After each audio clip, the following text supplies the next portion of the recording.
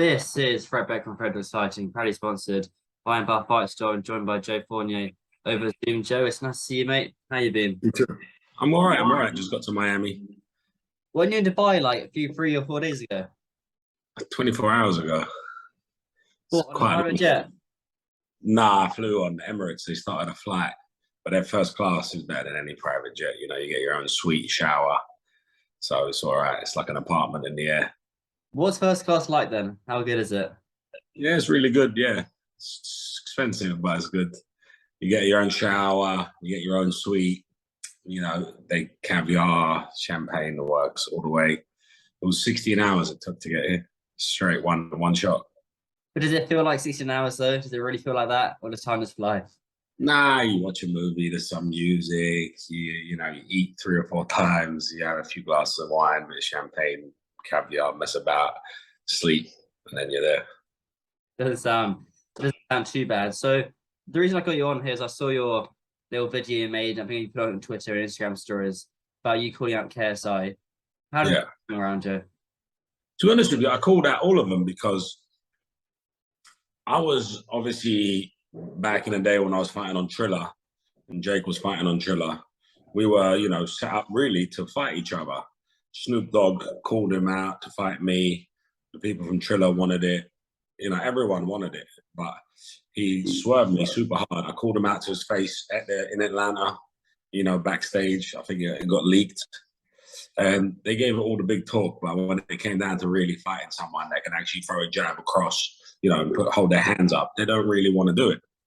And one thing that people need to understand is that it's okay if you get like a MMA fighter who has a boxing background, who maybe won the Golden Gloves or something. But when you're fighting wrestlers, it's like saying, "Oh, I'm going to take a cricket player to play baseball." It's a different sport, right? So all these like accolades and names and Taylor Woodrow and this and that is like they've never really done anything in boxing. They've never been ranked in any boxing governing body, even as a youth. So it's like they're not wanting to fight anyone. And that's what I said in the video is if you're making money and you've managed to like find the code that entices people to buy a fight, great. So just say I'm just, I'm doing my thing, leave me alone. And that's kind of what I said in my boxing career is like, I just doing it because I want to just be better every day, better version of me. So training, the discipline, the diet makes me a better version of myself. But when you start saying, I never went out there and I said, oh yeah, give me Canelo or give me Tyson Fury or, people that are just, the best, probably best of all time. Well, up there with the best of all time, you'd say, right? So that's when I started to get a little bit like, well, but I'm here this whole time. You've gone out of your way. You left the promotion so you wouldn't fight me. I antagonized someone by hiring his girlfriend, put her in my corner, and he still didn't want any part of it. So then that's why then I see like Logan's best mates with KSI, which is super weird because do you have a brother or a sister? No, I'm an only child. Oh, okay. Well, if you had a brother, I know if I had a brother and you were around my brother, we'd have a problem because my brother wouldn't go into business with your enemy, right? So KSI and Jake have had this long-standing feud. And now they're like business partners, best friends on each other's podcasts. So then it's like, okay, so everyone's just doing this kind of like sports, buddy, okay, I get it. But then you don't want to fight real fighters. So just say, okay, we don't want to fight real fighters. We want to fight YouTubers, want to go on our merry way. We're not trying to be good at boxing. We just want to just fight YouTubers and make a few quid on the side. That I'm okay with. But when you start calling out Canelo and trying to say, oh, next time I fight Mayweather, I'll knock him out. And then it just gets a bit silly, doesn't it? Because it's like, no, this guy's a professional boxer, but where is he a professional boxer?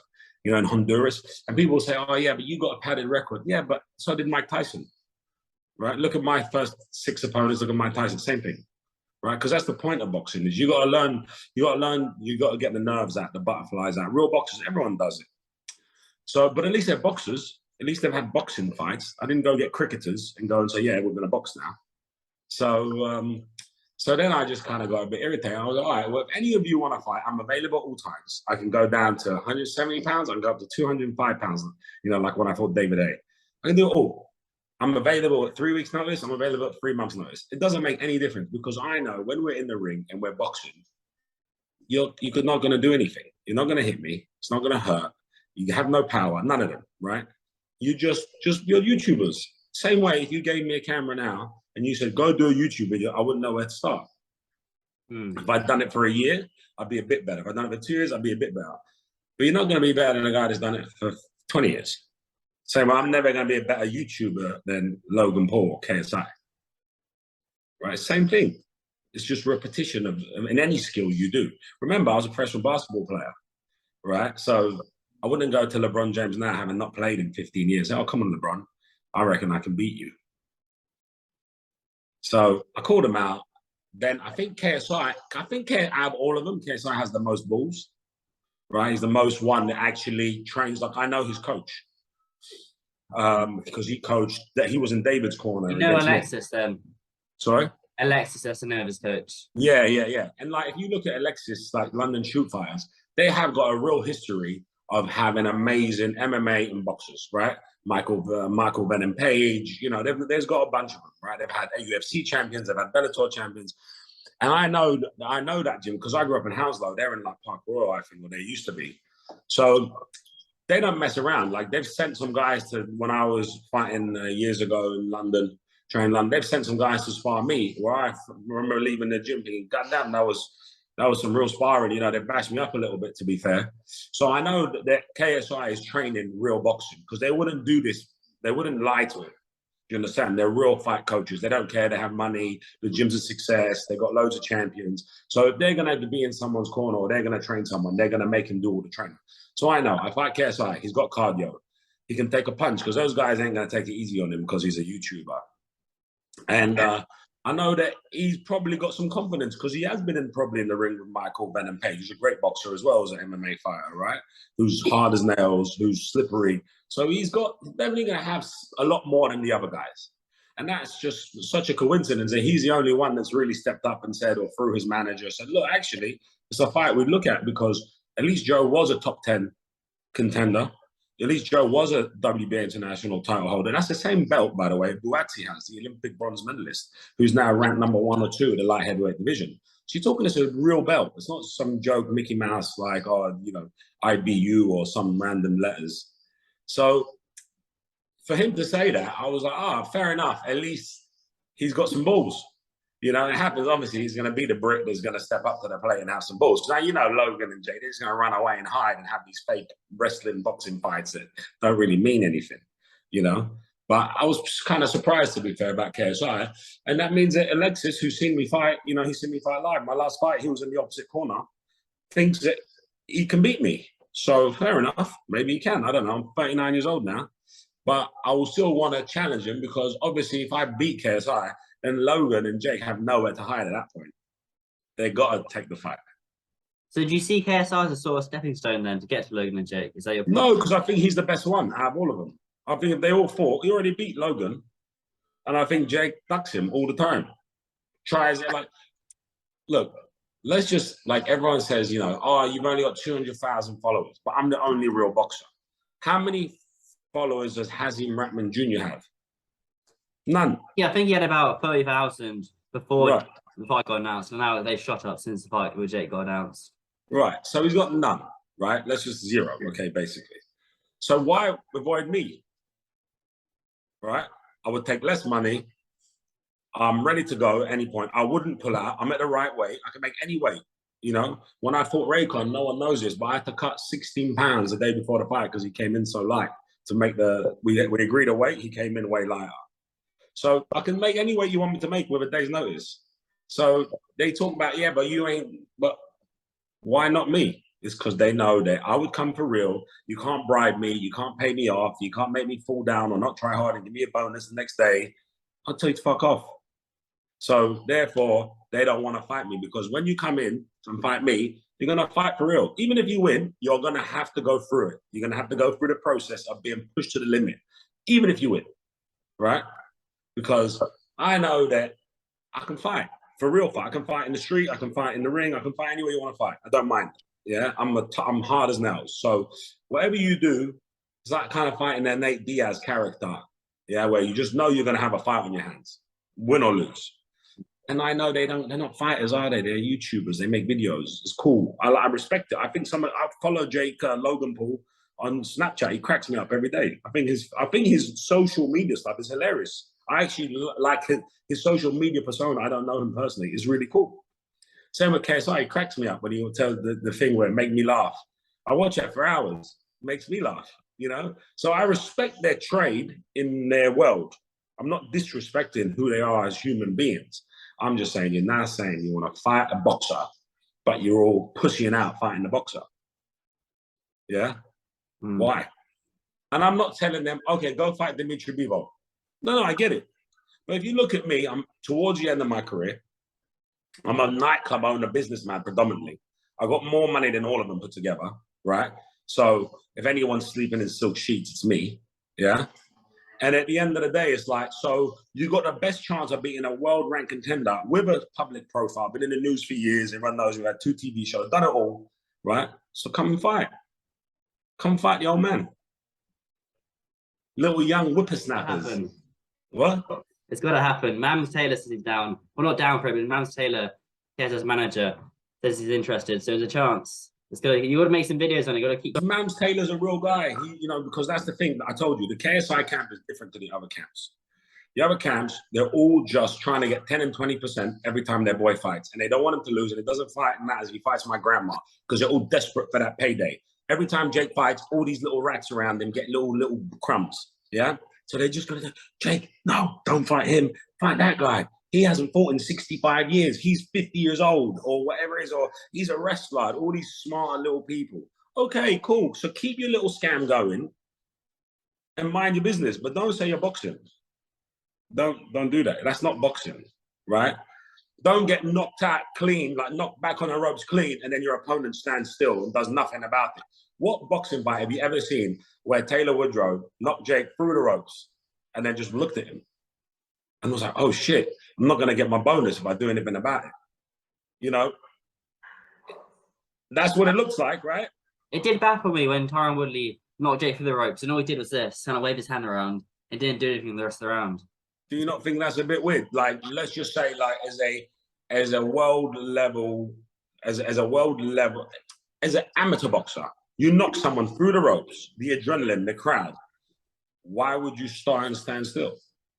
All he had to do was go up to him, go throw 4 straight punches, 1, 2, 3, 4. The basic punches you learn when you're 6 years old and the first time you ever go to an amateur boxing gym.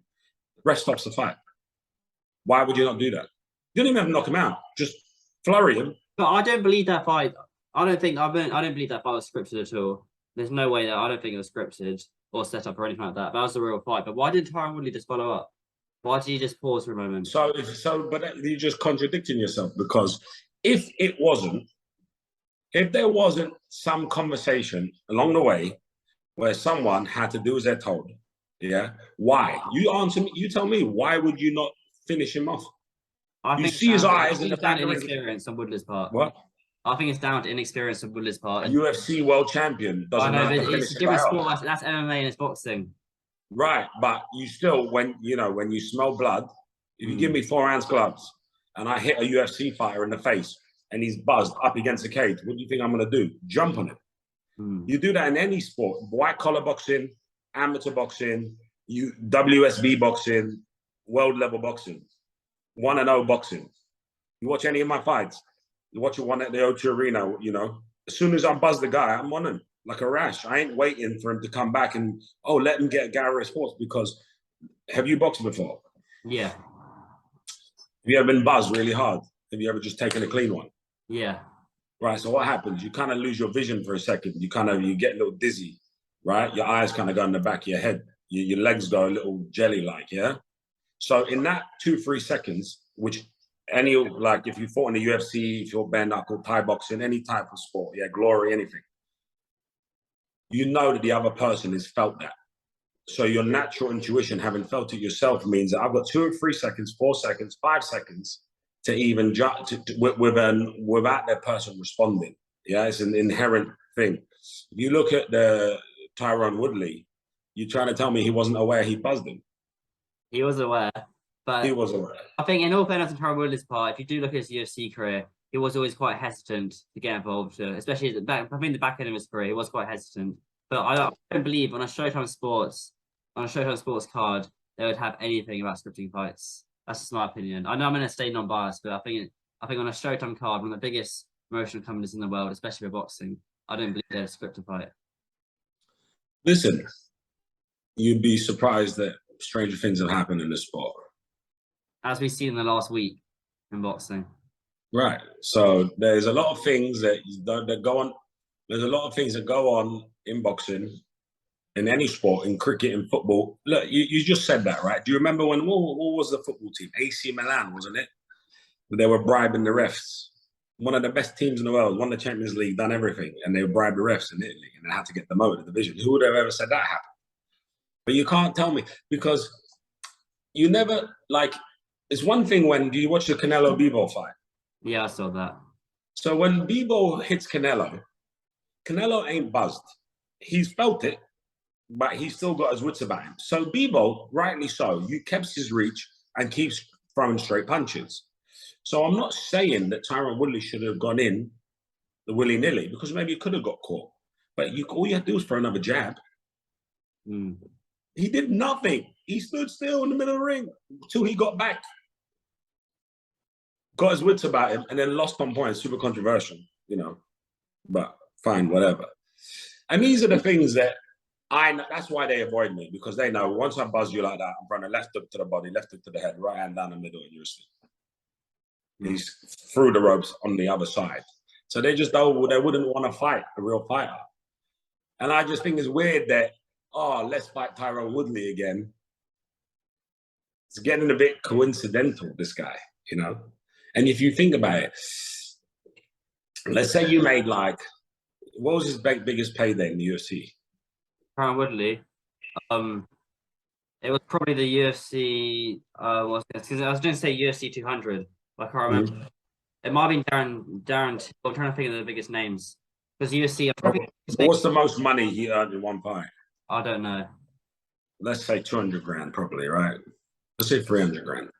What would he earn against Jake in 2 fights? In how many fights? 2 fights. He'd earn a lot more than that. Couple million. Yeah, a good mil. Yeah. There you go. I think you just gotta, you just gotta do the maths yourself. Is that there's a reason why they're not fighting real boxers. Mayweather said it, Eddie Hearn said it, is that Eddie Hearn said to him, I got like 100 guys in the gym that would just want to know, that would just come knock you out. And it's true. It's true. It's real. It's true. And that's why the only one that is actually training for real, that has real fighters around him, that ain't getting mollycoddled, that his coaches don't need the money, that his manager doesn't need the money, is KSI. And he's the only one that said, actually, that's a pretty good challenge. That's the guy everyone's done. I'll take him on. So I respect that. You gotta have, I ain't hating on that at all. And like I said, again, this isn't a personal attack on anyone, because from a YouTube standpoint, they're the world's best. They create entertainment for all of us. You know, I've got 8-year-olds messaging me on Instagram telling me that I suck, you know? So they're obviously getting captured like the whole world's imagination. And I'm pro money. Yeah, I'm pro making money. That's my thing. So I'm not mad at them. Like I said, I follow Logan Paul on Snapchat, and I watch KSI's YouTube and all that, because they're funny, right? And I'm 39 years old, and they got, 9-year-olds. So they're incredible at what they do. But when it comes to real boxing, the only one that's got the balls to really fight me, I believe, is KSI. I think the other two will just avoid me. And they'll use we're just not going to put him up. Like, why would we give him a platform? We just don't want to put him on. They don't need to put me on, bro. I'm already loaded. There's nothing you can do. I'm richer than all of you. I'm richer than you'll be in your end of your career. Do you know what I mean? Don't put me on. Give a shit. I just know that you're all pussies and you don't want to fight me. And the only one that has balls is KSI. Period. It makes no difference to my life. I'm still in Miami by the beach. You're still in your private jets. Yeah, I'm still in my private jet. I'm still in Miami. I'm still flying here. Still dating a supermodel. My life's just fine. Joe, your life doesn't sound too bad, but I'll end it here so you can go in a little time. But you got anything else coming up for yourself in the next few weeks? I've just got back to Miami. I'm gonna start ticking over. I wouldn't mind a little fight, like a little warm-up type fight, just to get my, I'm not like, I love boxing, but I I know how much boxing takes on your body. And at 39, I'm not like a gym rat. So that's why I'm like the perfect opponent, because I ain't even put boxing gloves on one time in the last year. I don't train in the gym. I don't train in the boxing gym. I just go do a jog, do a bit of weight training, look good for the beach, right? So I just got back to Miami. I'm like, yeah, well, I should probably start skipping again. I should probably start shadow boxing. I should probably because if there's a fight in November or January, whatever they're saying to me, I'm waiting on them now. I'm ready. I told everyone I'm ready. I told Logan I'm ready. I told Jake I'm ready. I told KSI I'm ready. Whenever you want me, I'm available. So I'm going to come start training today. Go see Dino at the Fifth Street Gym. Oh, the Fifth Street Gym. Oh, wow. Okay, that's a good gym. That's Muhammad Ali. That's my coach. That's where I train out of. Start ticking over, probably do a few rounds on the pad, bags, skip a little bit, shadow. Just get these old joints lubricated again. I've also been getting pistol summer in my nightclubs, Bonbonniere and Sardinia, Tulum, Mykonos. So probably should get back on the H2O, not the tequila. Get back in the tequila water. And beer is probably the best diet for a fight.